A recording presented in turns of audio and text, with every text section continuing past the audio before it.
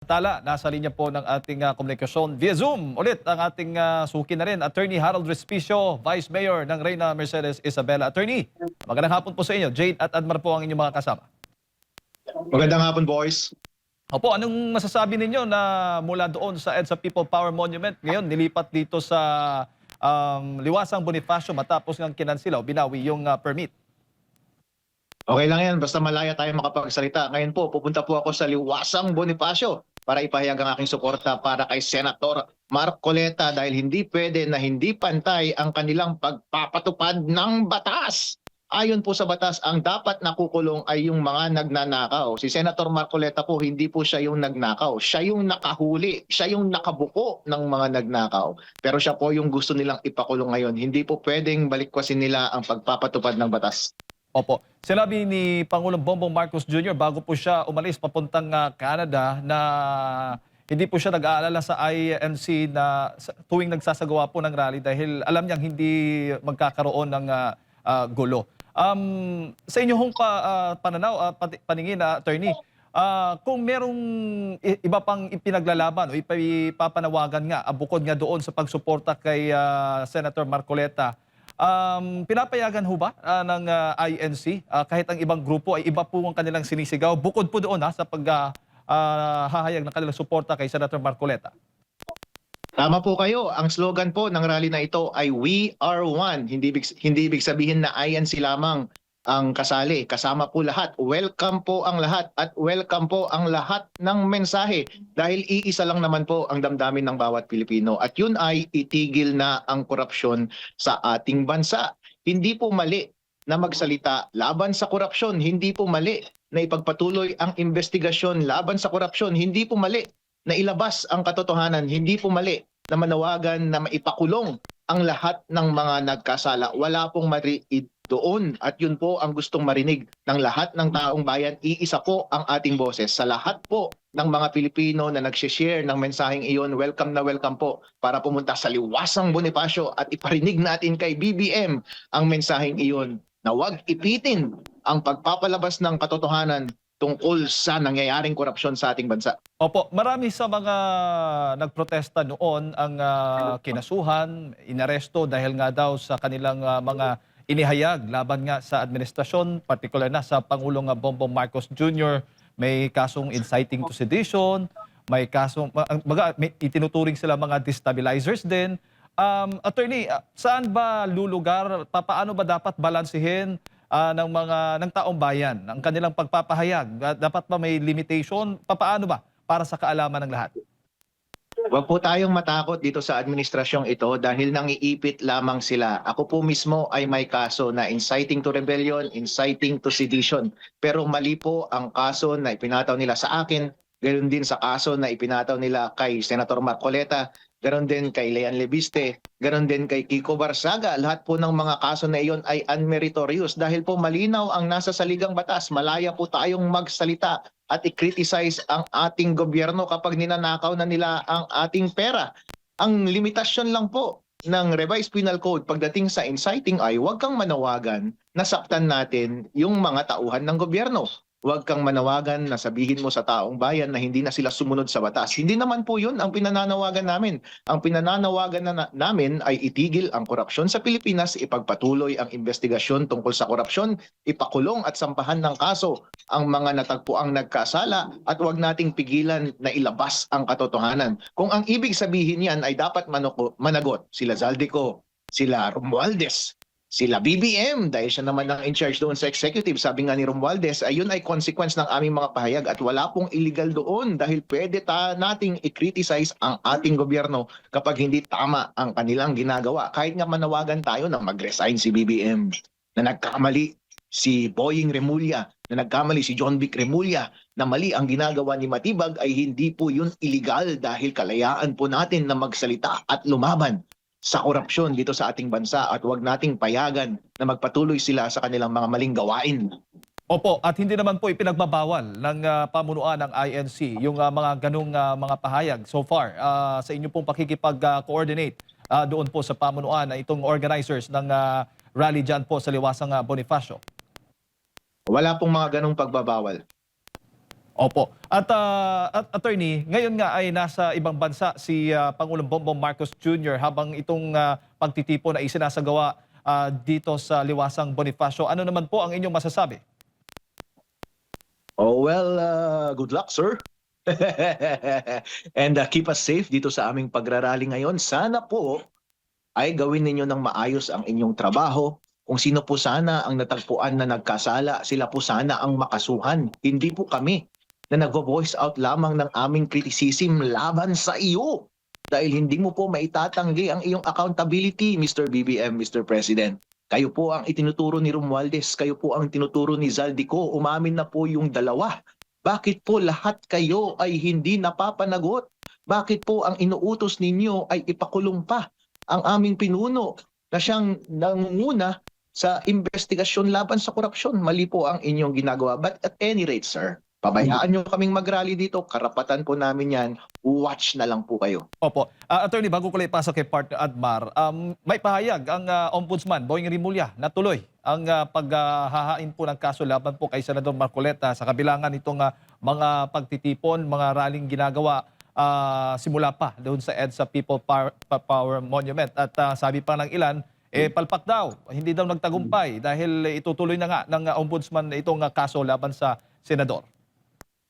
Di tuloy din po kami sa aming pagrarally at personally po, hindi po ako papayag na maaresto si Senator Marcoleta. At alam ko po na maraming Pilipino, hindi lamang ang iglesia, na ang damdamin ay hindi nila kayang atimin ang ganitong pagbabaliwala ng ating batas. Ang ganilang pagpapatupad ng selective justice, hindi po pwede na yung leader namin na siyang nag-umpisa at nagpapatuloy ng investigasyon laban sa korupsyon, ang tanging nais niya lamang ay malaman ng katotohanan at mapanagot ang lahat ng nagkasala, ay siya pa ang ikukulong.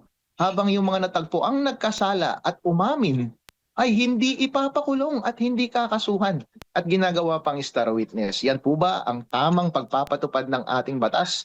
Balikwas na ba ang pagpapatupad dito sa bansang Pilipinas? Sa tingin ko po ay oo. At yan po ay sapat na dahilan para ako ay manatili dyan sa Liwasang Bonifacio at hindi ako titigil hanggat hindi sila magbago ng kanilang posisyon patungkol sa kanilang pagpapatupad at pag-aresto kay Senator Marcoleta. At alam ko po, marami dyan sa Liwasang Bonifacio ngayon, ganun ang damdamin. Hindi po talaga kami papayag na arestuhin ang aming leader. Dito lang po kami. Tingnan po natin kung saan makakarating ang aming aktibidad. Attorney, magandang hapon, si Admar po ito. Ginigiit ng mga kalahok nga dyan sa rally mula People Power Monument hanggang dyan po sa Liwasa na mayroong selective justice. Dinay ito ng Pangulo bago pa siya pumunta sa Canada. Meron po bang pananagutan kung mapapatunayan nga o paano mapapatunayan itong selective justice po, attorney, dahil na ang naririnig natin na weaponize na rin yung iba't ibang mga branch of government natin pagdating sa mga kritiko ng administrasyon. Ang selective justice implementation po ay malaking pananagutan po yan sa batas. Ang isinumpa pong tungkulin ng ating Pangulo ay to execute all the laws of the Philippines at kasama po dyan ang pag-prosecute ng lahat ng nagkakasala. At implicit po dyan ay dapat pabayaan yang magkaroon ng investigasyon tungkol sa korupsyon dito sa Pilipinas. Kaso nga lang, kung ang inuutos niya sa kanyang departamento ay pakawalan ang mga nagkasala, itinatanggi niya ang kanyang responsibilidad na sila ay kasuhan at ipakulong. Pagkus ang kanyang ipinapakulong ay yung mga taong kumokontra sa kanya, ang mga nagsasalita laban sa kanya. Yan po ay malinaw na pagbaliktad sa kanyang tungkulin na ipatupad ang lahat ng batas dito sa ating bansa. Dapat po siyang managot. Opo. Dito naman po sa issue po ng flood control, no, nabanggit mo na nga na si dating Secretary Bonoan ay magiging state witness. Nagtutugma po ba ito sa tingin niyo po sa mga investigasyon po na ginawa pa mula noon hanggang sa panig ni Senador Rodante Marcoleta hanggang sa iba pang mga investigasyon, or mahahalata na talagang may plano sila na may pagtakpan sa pamamagitan nitong kay Secretary Bonoan? Halata ko na merong pinagtatakpan na tao. Simula po nung umpisa na nagkaroon ng flood control investigation, napangalanan na po lahat ng tao. At umamin na po sila. Umamin na si Saldico, umamin si Romualdez. In fact, tinuturo nga nila si BBM. Lahat sila, ang kulang na nga lang, isampa na natin yung kaso sa Sandigan Bayan. Pero anong ginagawa nila? Yung mga kaso kuno nila ay nandun pa rin sa preliminary investigation dun sa ombudsman. Wala pang ine-elevate doon sa Sandigan Bayan. Therefore, wala pang warrant of arrest, wala pang criminal trial. Ang inuuna pa nila ay yung criminal trial and arrest ng namuno ng Blue Ribbon investigation na si Marcoleta. Hindi po pwede yun. Ngayon po, sa ginagawa nilang state witness, yung mga dapat na ginagawang primary accused doon sa mga criminal cases ng plunder at pagnanakaw ng pera ng taong bayan. Kapag sinabi mo pong state witness, ibig sabihin umaamin ka na siya ay nagkasala. At kapag sinasabi mo rin na state witness, hindi siya yung pinaka nagkasala. So kapag inamin mo na si Secretary Bonoan ay state witness at nagkasala, so sino ang mas nagkasala sa kanya na dapat niyang ituro? O wala ka namang in-identify. Si Saldico ba? Si Romualdez ba? O si BBM? Pero kapag, and another, kapag dineklara mo ang isang witness na state witness, ang magdedeklara niyan is yung criminal trial court. O nasaan yung kaso mo ngayon in which magi-state witness si Bonoan? Sino ang primary accused mo doon? Wala naman. Ibig sabihin, pambobola lang yung ginagawa nilang state witness kasi wala namang formal declaration na may state witness kasi nga wala namang formal na criminal case laban sa isang mas guilty na tao kaysa kay Bonoan. Alright po? So lahat po ng ginagawa nila ay pagbaliktad kahit ano pang paikot-ikot ang gawin nila at eksplanasyon. Hindi mo naman maitatanggi na lahat ng taong bayan po malinaw ang pagtingin nila sa trato ng administrasyong ito dito sa investigasyon ng flood control. Lahat po ng napangalanan ay walang kaso, ginagawang state witness at napapalaya. Pero yung mga nag-iimbestiga at nagsasalita at nais lamang ilabas ang katotohanan, sila po ang kinakasuhan at ipapakulong. Hindi po pwede na makulong ang ating leader na si Senator Marcoleta. Opo, Attorney Soco, ibig sabihin hindi ka panipaniwala kung may halimbawa may ibubunyag si Secretary Bonoan na ang mastermind ay mas mababa pa sa kanya na ranggo. So mas mataas pa dapat sa kanya. Mas kapanipaniwala yun, Attorney. Opo, kasi po, ang ibig sabihin ng state witness, hindi siya yung most guilty. Dapat may mas guilty sa kanya. So far, sa theory ni Zaldico, sa theory ni Romualdez, at sa theory ng Blue Ribbon investigation, at lahat ng testimonya ng relevant witnesses, hindi talaga natin may tatanggi na ito tinuturo nila yung executive department. Sino bang executive department? Sabi ng konstitusyon, the executive shall be only the president. Ayaw kasi natin sabihin na siyang may kasalanan. Siya naman talaga ang may kasalanan eh. Ba't kasi ayaw natin sabihin yon? Siya naman talaga ang may kasalanan. Yun na lamang ang hinihintay natin. Okay po. Opo. So, sige, kasuhan natin si Bonoan, kasuhan na natin si Saldico, Romualdez, yung mga mas mataas sa kanila hanggang sa presidente na po. Gawin na po natin lahat yon. Huwag na nating hintayin pa. Opo, Attorney, ang pangamba dito ay kung hindi matibay, halimbawa merong kaso ng mga malalaking pangalan, pero hindi naman matibay ang pagkakagawa at mababasura lang, parang pwedeng ganun din ba yung magiging gagawin para ipalabas ko no na meron siyang kasalanan pero hindi naman pulido, hindi naman solido yung pagkakagawa ng kaso? Ano pa po bang ebidensya ang kanilang hinihintay? Naglabas na ng sariling statement si Saldico at Romualdez at willing silang mag-participate dun sa kaso. Naglabas ng mga expose si Leon Leviste. Ang daming mga ebidensyang lumabas doon sa investigasyon ng Blue Ribbon Committee ni Marcoleta. Madaming witness din na lumabas, yung mga bodyguard ni Zaldico na 18 Marines. Ano pa po bang ebidensya ang ating hinihintay? Sa akin pong paningin ay napakalakas po ang ebidensya para mag-convict na po tayo ng mga totoong nagkasala. Yan lamang po ay palusot nila para hindi nila ituloy yung kaso. Kung sa tingin nyo po ay kulang pa, bakit hindi po kayo gumagawa ng hakbang para maghanap pa ng ebidensya? At ang tanging paraan lamang yan ay paandarin po ninyo, yung ipagpatuloy ninyo yung investigasyon pa rin dun sa Blue Ribbon Committee.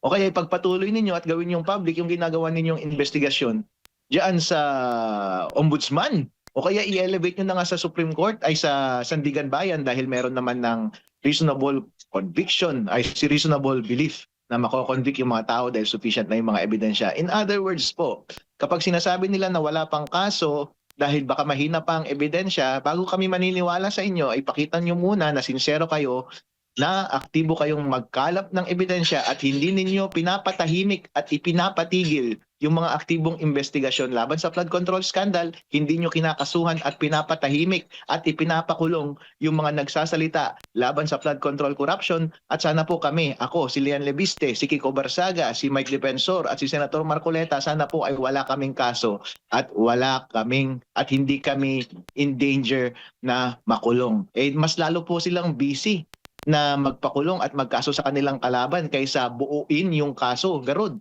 para mabuo nila yung case doon sa flood control scandal na mga nagkasala. Hindi po kapani-paniwala yun. Opo, natanong ko po yun kasi mayroon pong puna ang ating mga kababayan kasi nung una, nung hindi pa pumapalit or naglumilipat ng posisyon si Senator Joel Villanueva, sa pahayag ng ombudsman, kumpiyansang-kumpiyansa, within 2 weeks daw, masasampahan na ng kaso. Tapos, ang pinaka-latest, biglang humina kasi hindi daw sila satisfied. Yung mga ganun mga pahayag po, attorney. Ayun ang tinatawag nating selective justice po. Ganon din po ang nangyari kay Mr. Escudero at saka kay Villanueva. Noong kapag nakikita nila na hindi sumasang-ayon sa administrasyon yung senador at sinusuportahan nila yung Blue Ribbon investigation, sila po yung kinakasuhan. Pero para ipitin sila, tatakutin sila ng kaso at ang bargaining chip nila ay hindi na namin kayo kakasuhan basta bumaliktad lang kayo at huwag kayong pumayag na ipagpatuloy yung Blue Ribbon investigation laban dito sa korupsyon. Malinaw po na ganun ang nangyari. Yan po talaga ay selective justice. Kung sino yung mga dinedeklara nila na may kasalanan dati, biglang babaliktad, hindi na daw aarestuhin. Sila yung malaya ngayon. Chill na chill ang buhay. Tapos yung nanguna ng investigasyon para utang na loob natin sa kanya, sa matter of fact. Ang lahat ng alam natin ngayon dito tungkol sa flood control scandal, kung hindi dahil sa kanya, hindi natin alam yung ganitong kalawak na pagnanakaw sa ating gobyerno. Siya pang ipapakulong natin. As a matter of fact, utang na loob ko po sa kanya ang aking pagkakaalam tungkol sa korupsyon, utang na loob ng Pilipino sa kanya na nailabas ang katotohanan tungkol sa flood control scandal at korupsyon sa Pilipinas. Kaya bilang sukli po, ay dapat natin siyang suportahan at huwag tayong pumayag na siya pa ang makulong. Opo, sa development na ito, may silbi pa ba o pwede pa ang muling pagbubukas ng investigasyon? Kasi si Congressman Leandro Leviste nanawagan na ulit sa Kongreso na magbukas muli ang investigasyon sa flood control. Tingin nyo dito sa Senado, pwede pa ito or magiging malamya dahil sa mga pahayag na rin ng mga ngayon ay majority po, attorney? Maging malamya po yan sa Senado dahil po malalaman natin noong kampi nila ang administrasyon sa Senado sa leadership ni Senator Ping Lacson, ilang buwan po na walang nangyari sa Blue Ribbon investigation. Napakababaw ng investigasyon. Noong sa maikling panahon na nag-step in sila Marcoleta at Cayetano, ang daming lumabas na expose. Kaya pilit nila at minamadali nilang sila ay matanggal at bawin ulit yung majority mula sa kanila. Ngayon pong nasa kanila na yung majority, bakit naging malamig ulit yung investigasyon tungkol sa flood control scandal? Ngayon po, nakikita natin na wala tayong pag-asa na dyan sa Senado at malamang wala rin tayong pag-asa doon sa House of Representatives dahil marami sa kanilang nabayaran at sa kada boto at proposisyon na ipagpatuloy at buksan ng investigasyon laban sa korupsyon ay parating na napipigilan yung mga ganong motion. Kung wala po tayong relief na makukuha sa ating legislature na siya dapat nagbabantay sa ating executive, saan po dapat tayo pupunta? Kaya yan po ang ginagawa ng mga mamamayang Pilipino ngayon. Nagpapahayag ng kanilang damdamin sa open streets dyan sa ating dyan sa Liwasang Bonifacio para iparinig sa ating executive department na hindi na po tama ang ginagawa ninyong pagtatakip sa katotohanan, sa pag-uusig sa mga nagsasabi at nag-iimbestiga ng katotohanan at sa pananatiling paglaya ng mga nagkasala sa ating batas. Opo. Attorney, si Jade po ulit ito. Hindi ho ba makakaapekto ang mga ganitong pagtitipon sa impeachment trial ni Vice President Sara Duterte?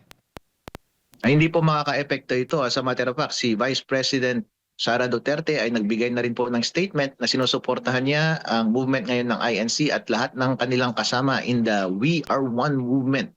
At gusto po nila na marinig po ang boses ng taong bayan. Maganda po na nagkakaisa tayo laban sa korupsyon.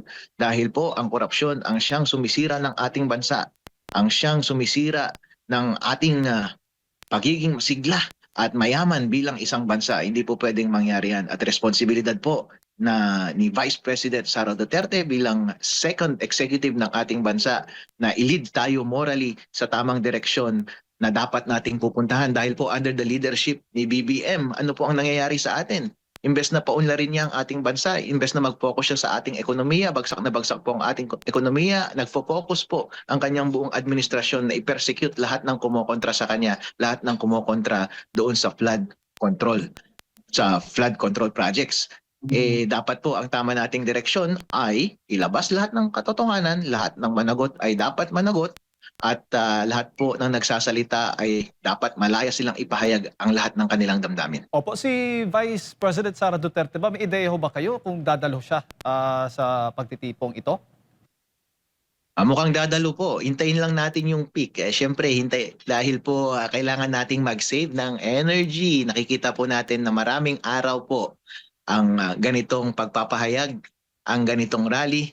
At ako rin po mismo kailangan ko mag-step out para maligo. Dahil medyo malagkit-lagkit at maasim-asim na rin po ako kapag magtatagal ako doon masyado. Ganun din po. Tumatiming din po ako sa peak ng event para mag-deliver ng aking speech. Abangan nyo po, hindi pa po nangyari iyon.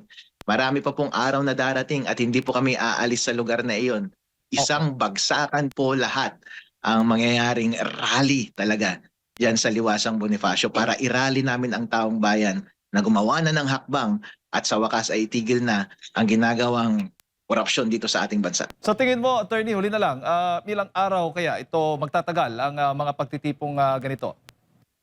Indefinite po. Dahil ang damdamin ng taong bayan na lumaban ay indefinite at willing po ang buong mamamayang Pilipino na ialay ang kanilang buhay, ang kanilang lakas, pawis at dugo para po tayo ay iligtas mula sa korupsyon dito sa ating bansa dahil hindi na po tayo pumapayag na magpatuloy ang ganitong sistema kung saan ang mga nasa makapangyarihan ay malayang nakapagnanakaw ng pera ng taong bayan at kapag dumating na ang panahon na sila ay mapanagot, sila po ay nagiging malaya at ang pinapakulong po ay yung mga nagsasalita laban sa kanila. Hindi na po tanggap ng taong bayan ang ganitong sistema kapag ako lang po ang masusunod at kapag sila lang po ang masusunod, indefinite po yan. Hanggat walang pipigil sa amin, nandyan po kami hanggat hindi nagbabago ang sistema ng Pilipinas. Opo. Attorney, siguro huling mensahe po ninyo sa lahat ng ating mga kababayan na nanonood po at nakikinig sa mga oras na ito sa inyo. Mga kababayan, mga Pilipino, pupunta po ako sa Liwasang Bonifacio mamaya at araw-araw po akong nandyan. Magsama-sama po tayo at i-enjoy po natin. Maraming salamat, Attorney, at magandang hapon po sa inyo. Good afternoon. Mga kababayan, si Attorney Harold Vespicio, Vice Mayor po ng Reyna Mercedes Isabela. Ayan, partner. Samantala, break na muna tayo at marami pa tayong pag-uusapan mamaya po sa pagbabalik ng ating special coverage.